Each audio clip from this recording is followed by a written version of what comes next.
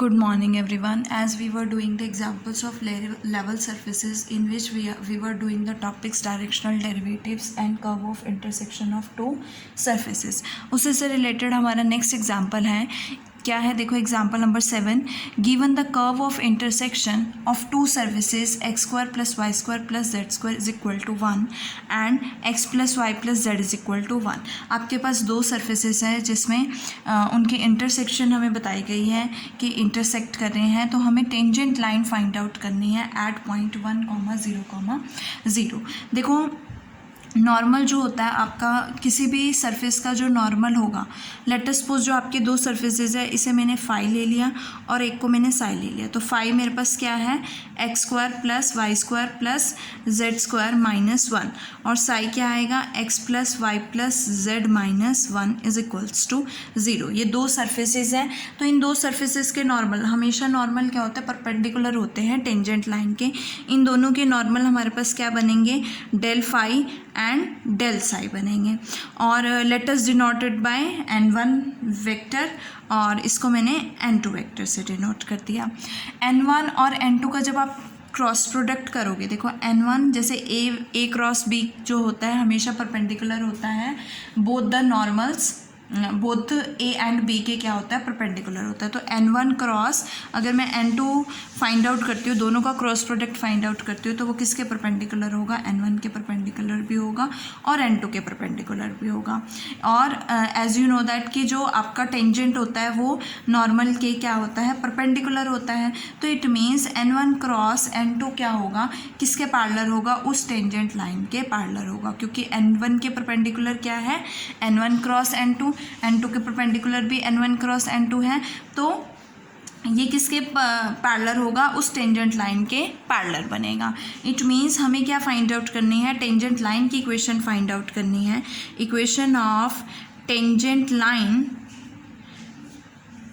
Line at point passing through the point 1,0,0 and parallel किसके होगा parallel to n1 cross n2 के. It means हमें क्या find out करना है n1 cross n2 find out करना है एट पॉइंट 1,0,0 और इसकी यहाँ से हम क्या फाइंड आउट करेंगे equation of tangent line find out करेंगे. सो सबसे पहले डेल फाई फाइंड आउट करते हैं. डेल फाई क्या होता है आपके पास curl phi by curl x, इसका डेरिवेटिव एक्स के रिस्पेक्ट में 2x I cap plus curl phi by curl y, तो y के रिस्पेक्ट में डेरिवेटिव करोगे 2y जे कैप, z के रिस्पेक्ट में डेरिवेटिव करोगे 2z के कैप. ये आपके पास डेल फाई की वैल्यू आई है. इट मीन्स n1 वेक्टर जो है वो क्या बनेगा एट पॉइंट 1,0,0 1 पुट करोगे 0 0, तो मेरे पास 2 आई कैप आएगा. अगर मैं n2 की बात करूँ तो डेल साई है, डेल साई क्या होगा साई का डेरिवेटिव x के रिस्पेक्ट में 1 आई कैप, y के रिस्पेक्ट में 1 जे कैप, z के रिस्पेक्ट में 1 k cap. So we get n2 vector की वैल्यू क्या है i cap plus j cap plus k cap और पॉइंट 1,0,0 पर भी सेम रहेगा.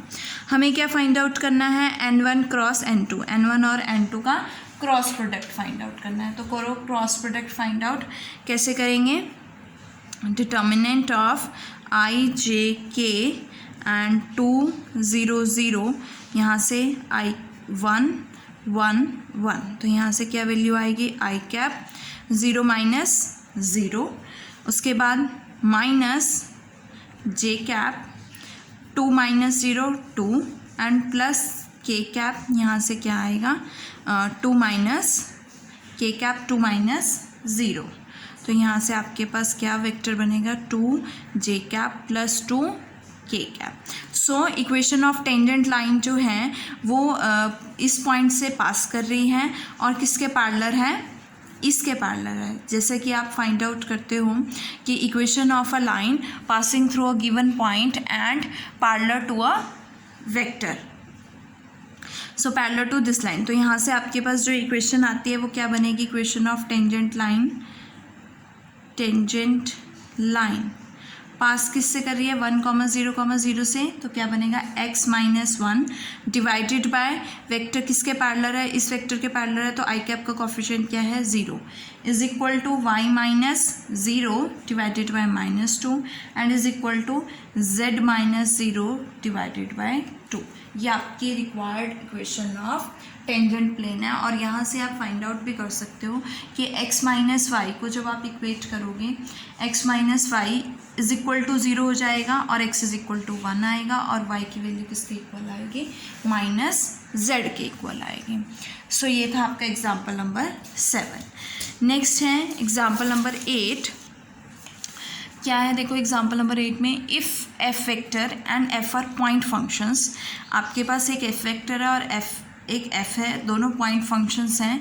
Show that components of the former means जो फर्स्ट वाला होगा फॉर्मर उसे कहते हैं. तो यहाँ पे एफ वेक्टर के हमें क्या फाइंड आउट करने हैं, कंपोनेंट्स फाइंड आउट करने हैं. हमें शो करना है कि एफ वेक्टर के जो कंपोनेंट्स हैं अलॉन्ग टेंजेंशियल कंपोनेंट और normal to the level surface जो है f is equal to level surface f is equal to 0 दिया हुआ है.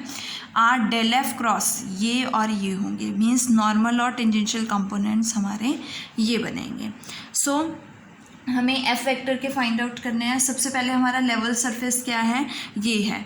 तो इसका यूनिट वेक्टर नॉर्मल के अलॉन्ग जो वेक्टर होगा, नॉर्मल के अलॉन्ग क्या वेक्टर होगा, डेल एफ होगा.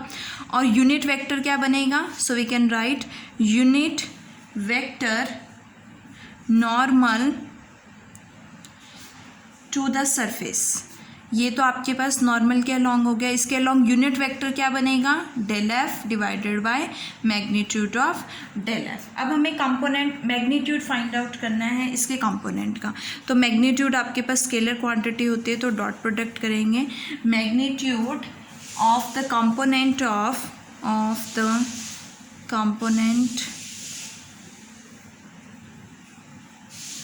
Of F vector along the normal के along मैग्नीट्यूड क्या बनेगा, F vector dot. F vector का फाइंड आउट करना है तो एफ का डॉट प्रोडक्ट इसके यूनिट वेक्टर के साथ करोगे, that is del F upon magnitude of del F आ जाएगा. नेक्स्ट अगर मैं कंपोनेंट फाइंड आउट करूँ, ये तो हमारे पास क्या था, मैग्नीट्यूड था. ये हमारे पास क्या था, मैग्नीट्यूड क्या बना, f dot del f by magnitude of del f. अब हमें कंपोनेंट हमेशा वेक्टर होते हैं. कंपोनेंट फाइंड आउट करना है. Component of F vector along the normal के अलोंग क्या बनेगा, एफ. हमें नॉर्मल के अलोंग क्या है, मैग्नीट्यूड इनटू यूनिट वेक्टर क्या है आपके पास, del F upon del F का मैग्नीट्यूड. तो ये आपका कंपोनेंट क्या हो गया, एफ वेक्टर का अलोंग द नॉर्मल के अलोंग मैग्नीट्यूड ये है और इनटू यूनिट वेक्टर क्या है, ये है. तो ये क्या बनेगा, कंपोनेंट बनेगा. देखो ये तो आपके पास क्या आ गया कि कंपोनेंट बन गया एफ वेक्टर का अलोंग द नॉर्मल. तो ये नॉर्मल कंपोनेंट हो गया. तो आप इसको राइट कर सकते हो एफ डॉट डेल एफ और into del f divided by del F का होल स्क्वायर. सो ये आपकी नॉर्मल कंपोनेंट बन गया जो सेम एज इन क्वेश्चन है वो प्रूफ हो गया. अब हमें क्या फाइंड आउट करना है, टेंजेंशियल के. देखो जब आप फोर्सेस लेते हो तो एक फोर्स के दो कंपोनेंट्स होते हैं, नॉर्मल कंपोनेंट और टेंजेंशियल कंपोनेंट. और जो इसका रिजल्टेंट आपका बनता है वो रिजल्टेंट किसके इक्वल आता है, नॉर्मल प्लस टेंजेंशियल कंपोनेंट के इक्वल आता है. यहाँ पे हमारे पास जो रिजल्टेंट है वो एफ वेक्टर है और एफ वेक्टर का जो नॉर्मल होगा प्लस टेंजेंशियल क्या हो जाएगा, नॉर्मल कंपोनेंट. एफ वेक्टर किसके इक्वल होगा, normal component plus tangential component के इक्वल होगा. अब हम नॉर्मल कंपोनेंट फाइंड आउट कर चुके हैं तो टेंजेंशियल फाइंड आउट करने के लिए हम क्या करेंगे, फोर्स में से एफ वेक्टर में से माइनस कर देंगे normal component.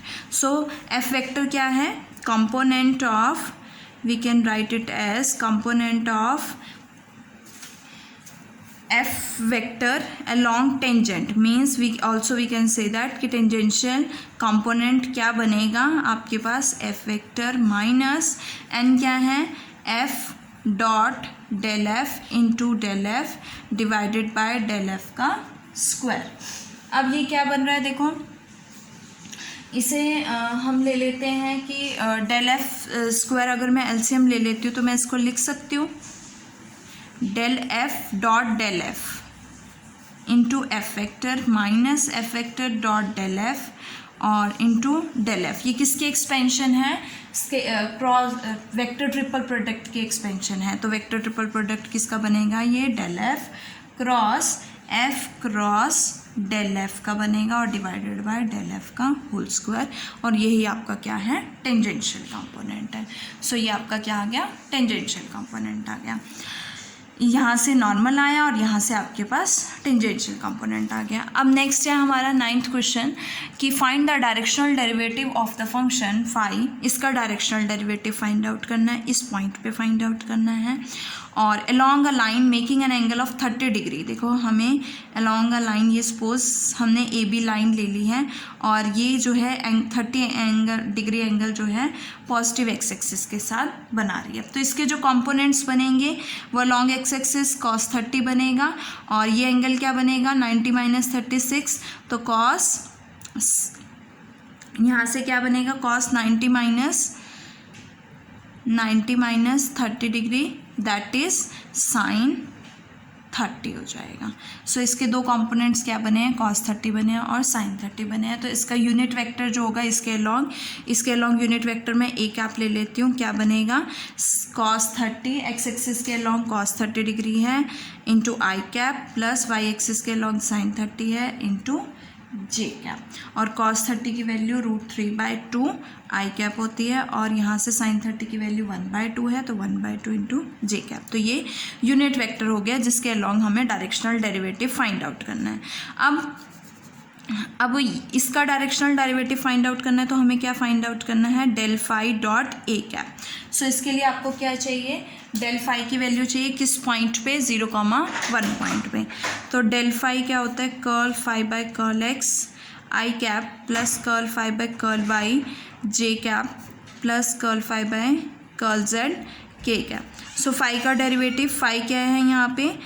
X y upon x square plus y square. Phi का डेरिवेटिव एक्स के रिस्पेक्ट में, एक्स ऊपर न्यूमरेटर में भी है और डिनोमिनेटर में भी है, तो यू अपॉन वी से करोगे। सो वी का स्क्वायर वी का होल स्क्वायर होता है। यहाँ से आपके पास क्या बनेगा? यू का derivative v as it is minus v का derivative u as it is. So u का डेरिवेटिव क्या है? यू का डेरिवेटिव वाई आएगा और v x square plus y square minus v का डेरिवेटिव क्या बनेगा? 2x और x y as it is into I cap. Similarly y के रिस्पेक्ट में करोगे, आपके पास क्या आ जाएगा? y के रिस्पेक्ट में देखो, y के रिस्पेक्ट में अगेन u अपॉन v से करोगे तो x square plus y square का whole square j cap. u का derivative x v as it is और माइनस v का डेरिवेटिव 2y और u एज इट इज़ आएगा। और z से तो इंडिपेंडेंट है तो ये तो 0 k कैप हो जाएगा। यहाँ से आपके पास देखो किस पॉइंट पे आपको वैल्यू फाइंड आउट करनी है? 0,1 पॉइंट पे वैल्यू फाइंड आउट करनी है। तो x को 0 पुट कर दो, ये 0 हो गया, ये 1 हो गया, ये 1 हो गया, माइनस ये 0 बन गया, डिवाइडेड बाय 1 का 0 स्क्वायर हो गया 0 और यहाँ से आपके पास 1 का स्क्वायर 1 और उसका स्क्वायर 1, तो ये 1 क्या बनेगा? आई कैप बनेगा प्लस x 0 है तो ये टर्म भी 0, ये टर्म भी 0, तो ये तो पूरा 0 जे कैप हो गया। तो ये क्या बना? आई कैप बना। अब हमें डायरेक्शनल डेरिवेटिव फाइंड आउट करना है। तो डायरेक्शनल डेरिवेटिव क्या होगा? Del phi dot directional derivative क्या आएगा? Del phi dot a cap. Del phi I cap है और ए कैप क्या है आपके पास? √3/2 I cap plus 1/2 J cap. So we get √3/2। So directional derivative of phi along the line A B क्या बनेगा? √3/2 बनेगा। अब हमारा लास्ट एग्जाम्पल है इस एक्सरसाइज का, दैट इज़ एग्जाम्पल नंबर 10। तो देखो एग्जाम्पल नंबर 10 क्या है? Find the directional derivative of phi is equals to 3y² + yz³ at the point 2, -1, 1 in the direction of normal to the surface this at point this। देखो हमें directional derivative find out करना है इस surface का, किसके direction में, इस surface के नॉर्मल के डायरेक्शन में, मीन्स मुझे इस सरफेस के नॉर्मल का यूनिट वेक्टर चाहिए। तो लेट अस सपोज दैट ये हमारे पास क्या है, लेट अस कंसिडर कर लेते हैं कि ये मैं साई ले लेती हूँ। तो साई सरफेस क्या बनेगा, x log z minus y square plus 4 is equal to 0।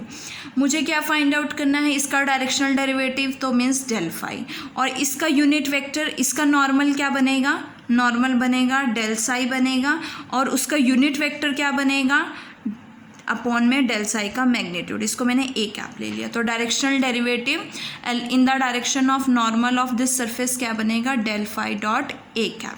और किस पॉइंट पे, मतलब ए कैप की वैल्यू मुझे किस पॉइंट पे फाइंड आउट करनी है, -1, 2, 1 पॉइंट पे, और डेल फाई की वैल्यू किस पॉइंट पे फाइंड आउट करनी है, एट 2, -1, 1 इन पॉइंट्स पे हमें वैल्यूज़ फाइंड आउट करनी है। सो सबसे पहले ए कैप के लिए हम डेल साई फाइंड आउट करते हैं। डेल साई क्या होता है, curl psi by curl x I cap plus curl psi by curl y J cap plus curl psi by curl z k cap. So psi का derivative x के respect में क्या बनेगा, log z I cap, y के respect में -2y J cap, and z के respect में क्या हो जाएगा, 0 के कैप हो जाएगा। अब हमारे पास जो नेक्स्ट वैल्यू आती है कि अब हमें किस पॉइंट पे फाइंड आउट करना है, -1, किस पॉइंट पे फाइंड आउट करना है, -1, 2, 1। तो पुट कर दो, x की वैल्यू, x तो है नहीं है, z की वैल्यू क्या है 1, log 1 0 आई कैप, y की वैल्यू 2 है तो -4 जे कैप प्लस 0 के कैप। एक मिनट, हाँ, यहाँ से आपके पास साई का डेरिवेटिव z के रिस्पेक्ट में क्या बनेगा, x अपॉन z बनेगा। देखो x तो एज इट इज़ आ गया, और log z का जो डेरिवेटिव है वो क्या आएगा, अपॉन में z आएगा। तो यहाँ से x की वैल्यू क्या है आपके पास, -1 है, z की वैल्यू भी 1 है, तो ये k कैप, तो आपके पास वैल्यू क्या बनेगी, -4 j cap minus k cap. ये आपका डेल साई आ गया। अब हमें इसका मैग्नीट्यूड फाइंड आउट करना है, तो क्या बनेगा, स्क्वायर रूट -4 का स्क्वायर प्लस -1 का square, so that is 16 + 1 that is √17। तो हमारे पास यूनिट वेक्टर क्या बनेगा, -4 j cap minus k cap और 1/√17। ये हमारे पास यूनिट वेक्टर आ गया, जिसके अलॉन्ग हमें डायरेक्शनल डेरिवेटिव फाइंड आउट करना है। नेक्स्ट हमें क्या फाइंड आउट करना है, डेल फाई। फाई क्या है यहाँ पे, 3y² + yz³। सो फाई का डेरिवेटिव क्या आएगा, curl phi by curl x I cap plus curl phi by curl y J cap plus curl phi by curl z k cap. So phi का derivative x के respect में 0, y के respect में 6y प्लस z³ J cap, z के respect में क्या बनेगा, 3y z² के कैप। और किस पॉइंट पे फाइंड आउट करना है, एट पॉइंट 2, -1, 1 पॉइंट पे फाइंड आउट करना है। तो सब्सटीट्यूट कर दो, y की वैल्यू -1 है तो -6 + 1 -5 जे कैप, प्लस यहाँ से y क्या है, -1 है तो -3 हो जाएगा, और 1 का स्क्वायर 1 तो -3 के कैप। तो ये आपका डेल फाई आ गया। So at last directional derivative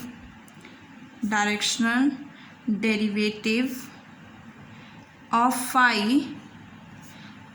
phi in the direction of a cap is क्या होगा, del phi dot a cap. Del phi की वैल्यू क्या है, -5 j cap -3 k cap dot a cap की वैल्यू क्या है, 1/√17 -4 j cap minus k cap.